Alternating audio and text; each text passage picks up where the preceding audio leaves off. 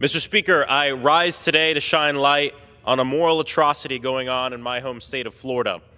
An immigrant internment camp that Donald Trump, Ron DeSantis, and his administration have propped up in the middle of an abandoned airfield deep in the Florida Everglades. A place where nearly 1,000 humans are being forced to live in a tent city in the middle of the hot Florida summer, hot sun, where folks are not getting enough food. Detainees are exposed to the heat, wildlife, mosquitoes that can potentially carry disease, stripped of their civil rights, and as of this past Saturday, cut off from legal counsel.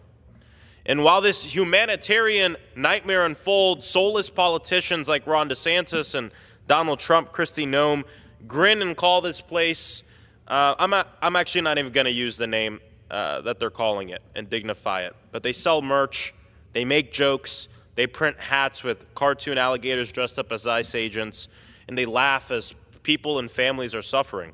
I can tell you the amount of constituents I've heard from. Their dad is in this facility. I haven't heard from them for weeks. No one with an eyes and a conscience can ignore what this really is. It's an internment camp, a place full of people who look like me, Latinos, Haitian men, subjugated to inhumane conditions under the guise of immigration enforcement. It's disgusting. It's un-American. It demands oversight. Members of Congress have a legally protected right to conduct oversight of immigrant detention centers. That means that we have the power to show up unannounced, as I have on other occasions, and see what's going on with our own eyes.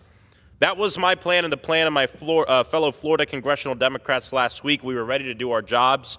Somehow, word got out to the DeSantis administration that we were showing up, and so they decided to invite us at the same date and time we were going to show up anyway. But we took them up on that. We went in the facility, and here to talk a little bit about my experiences in there. You know, the state of Florida and DHS, they got wind of our visit. They got scared. They invited us. And of course, what we got was a sanitized version of the way things usually are. But even that sanitized version, to me, was abhorrent conditions. You know, I also heard reports that the night before we showed up, magically the detainees got their first shower they had in a while. Magically, they got one of their first, actually, good meals. And it just shows why the unannounced visits are so important to see how things really are. But I got to tell you, a clean cage is still a cage. And at the end of the day, in this facility, we have 32 men being crammed in each cage, about 4 to 6 cages in each tent. Each tent, you know, we brought a thermometer in there, was about 84, 85 degrees, of course, in the hot Florida sun. You know, I'll always remember walking in that front door and looking at these gentlemen in there, everyone screaming for help. One guy asking me to call his family. He was screaming out a phone number. I couldn't hear him. I couldn't get all the digits down. Only 3 sources of water per cage. They're the spigots connected to the toilets, much like the jail units we've seen. But usually in those jails, it's one of those units for 2 to 4 people, not 3 for 32 people. But I got to tell you, one of the most emotional parts for me was when we looked at the cages from afar. We weren't let in the tent, but standing at the doorway, hearing those chants, freedom, freedom, libertad, people yelling. This isn't security, it's cruelty. It's not immigration policy, it's dehumanizing people.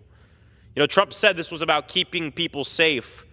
He said it's about going after criminals, but we all know is one big lie.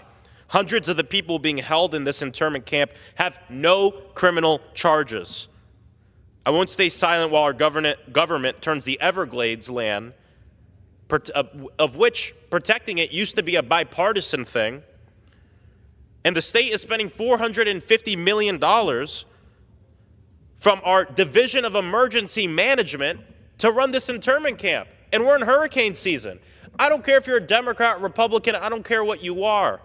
The state, the Division of Emergency Management has the ability to spend up to $500 million without going to the legislature and emergency money. They're going up to $450.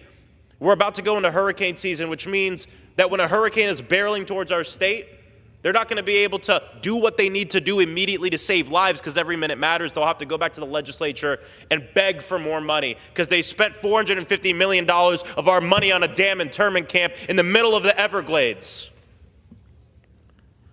Along with partners, we're going to do something about it. Of course, litigation has been filed. I think what's important for people to know is that this is a federal facility. We were told that ICE is calling the shots here. Federal facility run and operated by the state. I yield back.